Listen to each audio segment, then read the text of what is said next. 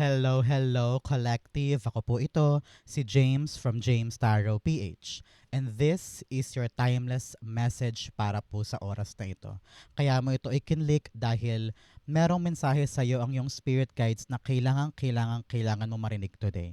So ngayon, upo ka na, buksan mo ang isip mo, buksan mo ang puso mo para sa mensaheng ito. So habang sinashuffle ko po ang inyong mga cards, you can now start to make a wish. Pumikit ka na muna. And while listening to the cards, magdasal ka na muna ng iyong mga gustong mangyari, ng iyong pangarap, para pag simula natin, ready na tayo for your message. Okay? So ngayon, close your eyes and make a wish. Simulan natin this time. Okay? You have the Knight of Wands, the Eight of Cups, and then, meron ka ring the Nine of Swords. Beautiful, beautiful. At the background and bottom of your deck, meron po kayong the Seven of Cups. Sinasabi dito, collective, na ramdam ng iyong spirit guides na medyo confused ka sa maraming bagay. Hindi mo alam kung ano yung dapat gawin. Hindi mo alam kung ano ba yung proseso ko, ano ba yung dapat kong piliin sa dami ng mga options. Litong-lito ako.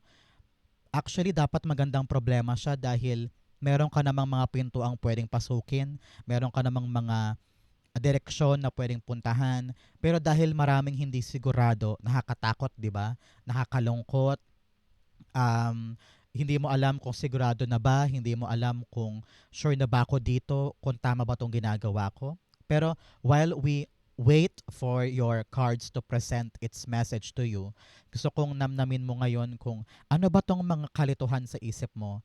I-confronta mo to today para magkaroon ng energy, and then we'll figure out kung ano yung mga dapat natin gawin today. Partneran muna natin to, itong unang card natin ng card of your life, the life cards. Okay? You have self-esteem. Okay. Sabi dito, collective, ng iyong spirit guides. You're the Knight of Wands. Merong isang magandang balitang darating para sa'yo. So, palakpakan muna. Talagang may magandang balita na medyo exciting siya. Matrabaho, yes, malaki. Meron sa inyo sa back of your head, takot ke na parang, teka, ito ba talaga yung para sa akin? Ipupush ko na ba to? Parang hindi ako sure. Should I wait? Should I consult other people? O ilalaban ko na? Maganda naman eh. Nakita ko dito na you are always the type of person na palagi mong kine-question ang sarili mo. Kine-question mo kung kaya ko ba, kung perfect ba ako dyan, baka mapahiya ako, baka nakakatakot, baka mag-fail lang, sayang ang lahat. Sabi dito ang kulang ka self-esteem eh. Sabi, I possess gifts of the soul that benefit me and others. So sabi dito, yung gagawin mong bagong ito, regalo yan sa iyo ni God. So, wag mo daw pagdudahan this time yung iyong sarili, yung iyong talent, yung kaya mong i-offer, yung kaya mong ibigay.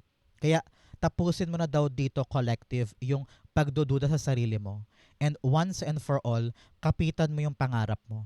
Use your passion, use your determination, yung kumpiyansa para ito'y ilaban. Kumbaga, yung willpower mo, yung fighting spirit mo, para this time around ay manalo ka na.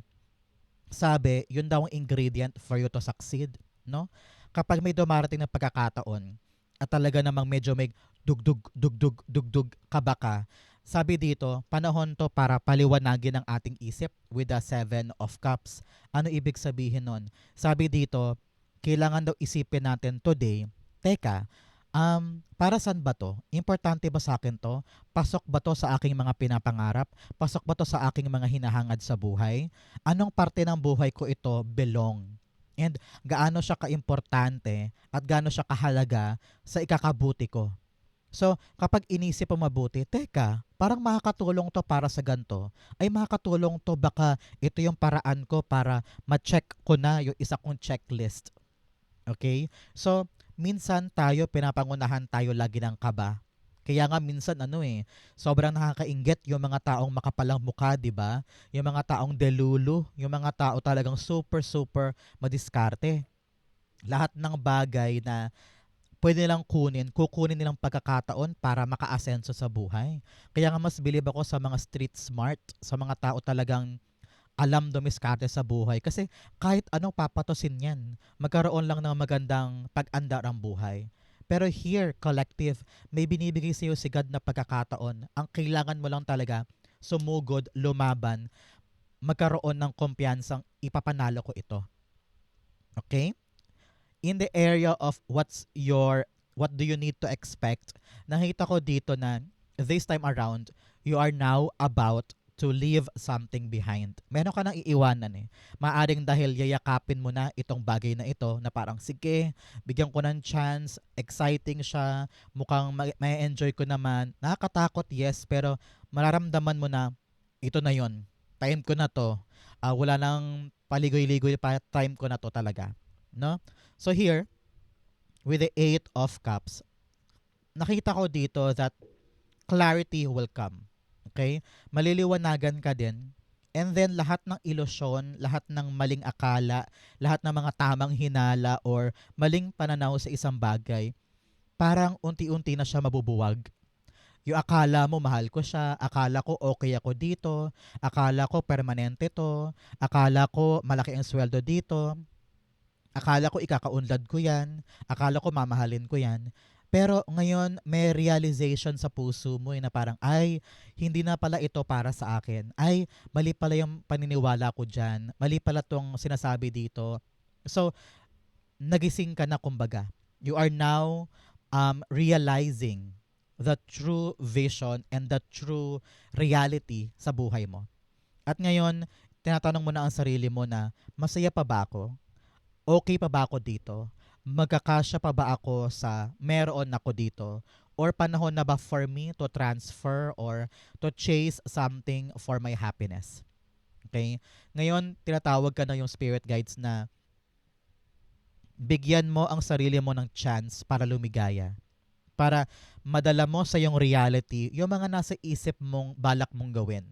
Meron kang mga pangarap, goal, pero noon parang hindi ka pa ganun katiwala na kaya mo siyang gawin or kaya mo siyang dalhin sa iyong buhay, no? Sabi mo, ay pangarap ko 'yun. Ay sana magkaroon ako ng ganyan. Ay sana magawa ko 'yun. Pero palaging pangarap lang. Parang nasanay ka ng pangarapin lang sila. Pero ngayon dahil nagising ka na sa isang katotohanan, ready ka na to move forward, ready ka na to leave something behind para to pa rin to. Sabi mo, it's now or never. Baka mahuli na ako sa biyahe, baka mawala na ako ng oras. Siguro nga ituloy ko na to, ilaban ko na to. Ano bang masama kung ipaglalaban ko yung paghahanap ko sa happiness ko, yung paghahanap ko sa ikakabuti ko at ikakakontento ko, di ba? So, narinig ko dito na ipagkaloob mo sa iyong sarili yung kaligayahan na deserve mong makuha. Sabi dito, hindi pa huli ang lahat. Bigyan mo ang sarili mo ng tsansa na maabot talaga yung pangarap at kaligayahan na matagal mo nang minimithi sa buhay mo. Okay? Kumbaga, it's never too late. Ang mahalaga, gising ka na ngayon at meron ka ng lakas ng loob at saka ng tapang na iwanan yung isang bagay at yakapin yung bago. Clarify natin to with another oracle cards. You are your purpose. Yes, sabi dito, ikaw mismo ang talagang makakapagbigay sa'yo ng saysay ng buhay mo.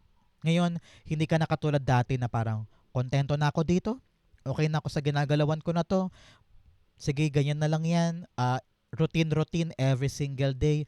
Pero now, medyo may pagkauhaw sa'yo eh. May pagkagutom sa'yo na parang, I want more. I want better. Gusto ko yung may saysay. Gusto ko yung may excite ako. Gusto ko yung parang everyday malakas ang energy ko na lumaban. Yung pagkagising ko pa lang, excited na akong gawin yung mga bagay-bagay.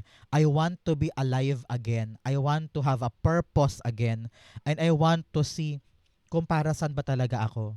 Now, yung pagkagising mo at pag-alis mo sa mga bagay na hindi na talaga para sa'yo, ang magpo-propel sa'yo para buksan yung isang exciting na event para sa'yo. Kumbaga, meron ka nang mati-check sa checklist mo dito. Kung dati pangarap lang yan, na nakakalito kung kaya ko ba talaga tong kunin, kaya ko ba talaga tong gawin, ngayon meron ng pagkakataon na madala sa iyong reality itong mga pangarap lang. Na dati nakakalito na parang imposible naman eh. Parang hindi naman sure, wag na nga lang pero pangarap mo talaga. So, kumapit ka. You are your purpose. Ikaw ang magbibigay sa'yo sa buhay mo ng saysay. Kaya kung kailangan mo nang bitawan yung mga bagay-bagay na wala nang purpose sa buhay mo, you are now starting to build your life again at hanapin talaga yung pangmatagalan. No? So, another card, this is what's coming in para sa'yo. No?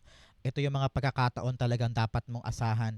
Sabi dito, kung ngayon, collective, ikaw ay litong-lito, gulong-gulo, talagang stress na stress, parang ano ba yan? Super stress ako. Pero, yung takot na yan, yung pangamba na yan, sa simula lang yan. Siyempre, nasa transition ka pa lang, meron kang mga bagong karanasan, kumbaga hinahanap mo talaga yung true purpose sa life. Ngayon, unti-unti itong malulusaw.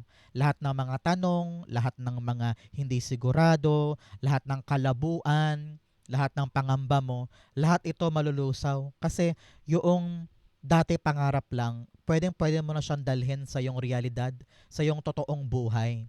Kaya anong payo dito sa iyo, collective, is for you to really surrender. Surrender all of your fears. Huwag mo nang kontrolin pa yung sitwasyon. Just let it flow. Pag ito ang dapat kong gawin, gagawin ko lang. Walang labis, walang kulang. Walang pagpuwersa, walang pagpilit. Ito lang yung action ko, gagawin ko to today. Pero hindi ko na i-overthink, hindi ko na i-overanalyze. I will just let things happen. Dahil alam ko na alam mo that God is protecting you. Kaya ngayon, while watching this, pakinggan mo tong mabuti. God is protecting you. Do not worry. Okay? If you have God, there should be no stress. If you have God, you should not worry. Kaya kumapit ka sa Diyos dahil talaga namang ibibigay sa'yo yung para sa'yo, kaya huwag ka nang mangamba. Lagyan natin to ng timeline for you, kung kailan mo ito magaganap at kung para saan at kung paano mo to ma-anticipate. You have the timing is much farther in the future, number 57. Kung important po sa inyo ang number 5 and number 7, this is a confirmation that this reading is for you. Timing is much farther in the future. Kaya wag mong pupersahin yung mga bagay-bagay. Kaya ka nag-worry ng ganyan eh. Kaya ka takot at takot ng ganyan. Kaya parang dinidibdib mo lahat. Marami kang pangamba. Nagpapanik ka na. It's because lagi mo iniisip, ay baka hindi mangyari. Ay baka walang mapatunguhan ito. Ay baka nakalimutan na ni God yung dinasal ko. Ay baka mapatid. Ay baka mag-fail.